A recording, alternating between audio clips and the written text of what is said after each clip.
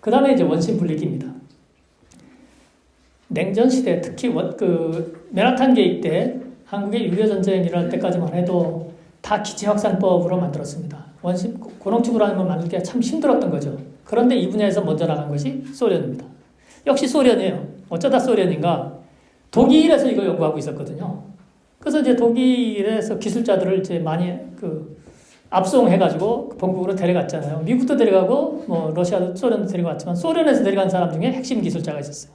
지페라는 사람이 있습니다. 그 지페한테 소련이 얘기를 했습니다. 야, 너 이 원심 분리기 개발해서 어느 정도 수준만 올라가면은 너 고국으로 돌려보내줄게.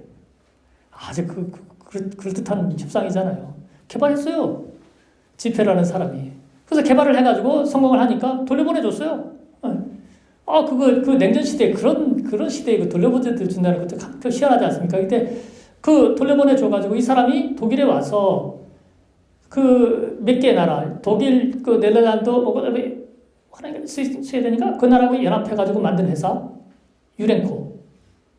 서방 세계 최고의 농축회사입니다. 지금 그 원자로 상업용 농축회사에서 유렌코가 제일 크고 가장 기술 수준이 높습니다. 그러니까 결국 무슨 얘기가 되겠습니까? 원심분리법은 소련이나 사유주의권이나 비슷한 경로를 가지고 개발이 되었다. 같은 놈이 같은 기술적인 뿌리를 가지고 있다. 이렇게 얘기를 하는 겁니다.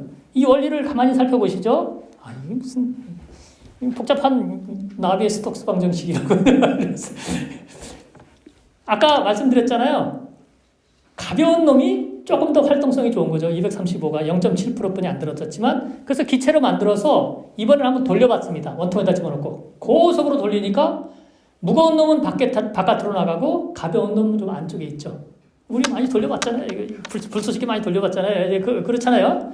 그래서 그 층을 이용해가지고 분리를 해보겠다라고 얘기한 거예요. 근데 이놈이 고속으로 돌고 있는 상태에서 어떻게 빼내겠느냐, 이거. 얇은 층인데 0.7%뿐이 안 들었대. 그 빼는 동안에 흩어지잖아요. 그래서 이 문제 가지고 고민을 많이 했던 거예요. 그런데 지페가 생각했던 것이 무엇이냐? 온도 차이를 주게 되면 가벼운 놈은 위로 올라가고 무거운 놈은 아래로 내려가요. 여기서 아이디어를 얻은 겁니다. 그래서 개발한 것이 이 원심 분리기 이 원리입니다. 이거 잘 보세요. 고속으로 돌립니다. 그러면은 그 다음에 온도 차이를 둡니다. 그러면은 가벼운 놈이 위로 많이 올라가는데 위에서도 가벼운 놈이니까 좀 안쪽으로 있을 겁니다. 235는. 그 다음에 아래쪽에는 무거운 놈인데 바깥쪽에 있을 겁니다. 그쵸? 그래서 위에서는 가운데다가 구멍을 뚫어놔가지고 이걸 좀 세원하게 만들어서 여기다 층을 만들어서 여기 주걱으로 퍼냅니다. 여기 돌아가는 겁니다. 아래에는 바깥쪽에 구멍을 뚫었죠. 그래서 아래쪽으로 내려가서 238 열아우라늄이 좀 농도가 낮은 거를 바깥으로 빼냅니다. 이거 쉽죠. 이렇게 개발한 겁니다. 그래서 원심 분리기가 드디어 상업적으로 성공을 하게 되었던 것입니다. 천재입니다. 그런데 여기서 하나 생각할 수 있는 게 뭐예요? 아까 기체확산법에서는 압력 차이뿐이 없습니다.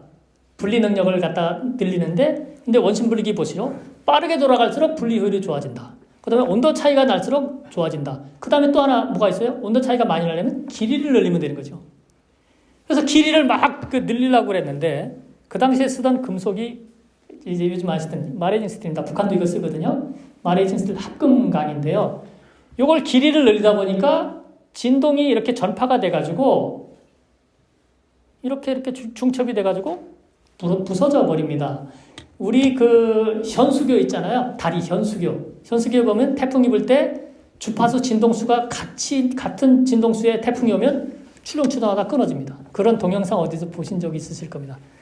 우리 미사일 쏠 때도 이번에도 북한에서 연소 불안정성 문제가 있다. 연소를 할 때에도 여기서 진동수가 나오는데 그 진동수가 엔진 그 자체에 금속의 진동수하고 맞아떨어지면 중폭이 돼가지고 부서집니다. 모든 쪽의 원리가 이런 것이 있거든요. 그래서 이걸 어떻게 극복하겠느냐라고 해서 만든 것이 이 안에 빌로우즈라는 것을 만들었습니다. 두께가 다른 거예요.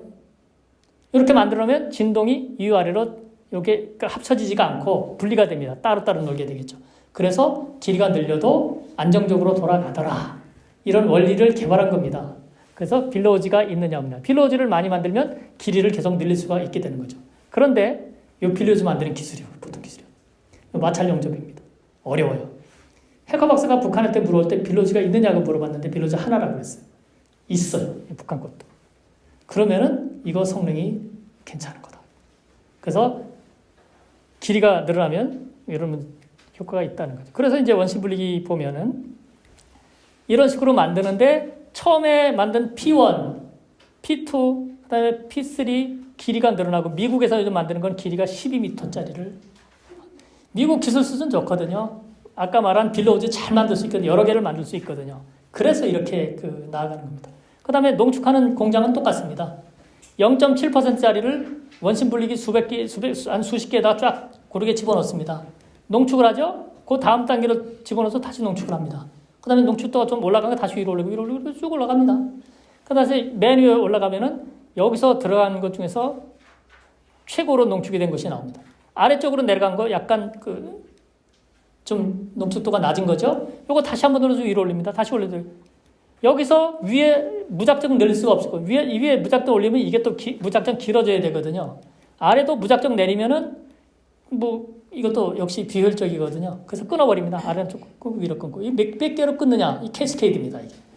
그래서 보통 200개, 좀 남짓 200개에서 300개 정도로 캐스케이드를 하나 만들고 이런 캐스케이드를 여러 개 만드는 거죠. 그래서 여기서 농축한 거 여기다 올리고 농축하고 이런 식으로 농축하게 됩니다. 그래서 공장은 이런 캐스케이드를 몇 대로 구성을 했느냐가 성능이 나오고 그 다음에 캐스케이드 몇 개짜리로 공장을 하나 만드느냐 그것이 어떤 생산 능력 같은 것이 되겠습니다. 농축도 다 원심 분리기가 어떤 성능의 원심 분리기를 개발했느냐에 따라서 캐스케이드 구성이 다 달라지게 그렇게 돼 있습니다. 그래서 이제 기술 원천을 보면 소련이 먼저 개발했다 그랬죠. 빨간색은 자체 개발, 그 다음에 이제 녹색은 기술 이전해가지고 만든 거, 그 다음에 이제 주황색은 독자 개발한 거, 이런 식인데, 여기서 보면 원천 기술이거든요. 지페라는 사람이 여기서 만들고, 여기 가서 또 만들었습니다. 유럽에서 이렇게 퍼져 나갔고, 이 중에 일부가 미국으로 간 거고요. 유렌코에서 기술자로 있던 파키스탄의 칸 박사가 있습니다. 이 사람이 파키스탄에 와가지고, 이 기술을 가지고 온 겁니다. 그래서 여기서 기술 이전으로 만든 것이 파키스탄의 P1 원심 분리기입니다. 그걸 개량한 것이 P2 원심 분리기입니다. 그 다음에 90년대에 이것을 갖다 북한에 칸 박사가 줬습니다.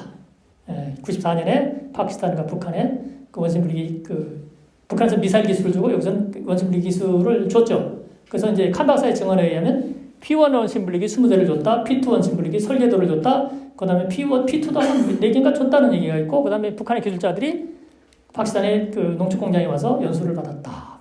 그런 얘기가 이제 있는 겁니다. 그래서 90년대 일본은 독자 개발했습니다.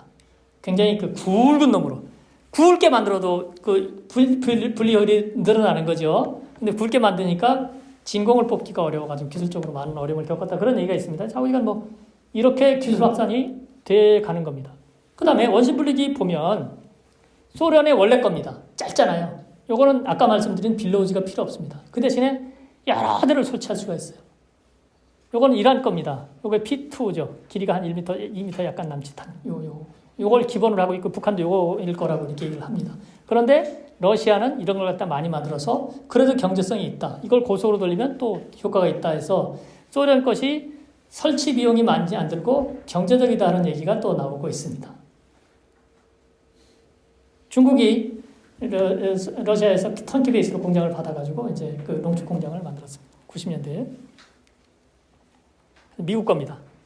12m, 20m 이런 것을 돌립니다. 이런 분리율이 엄청나게 높은 거죠. 이것도 이제 기술 능력이 어느 정도 돼야 이런 걸 만들 수가 있습니다.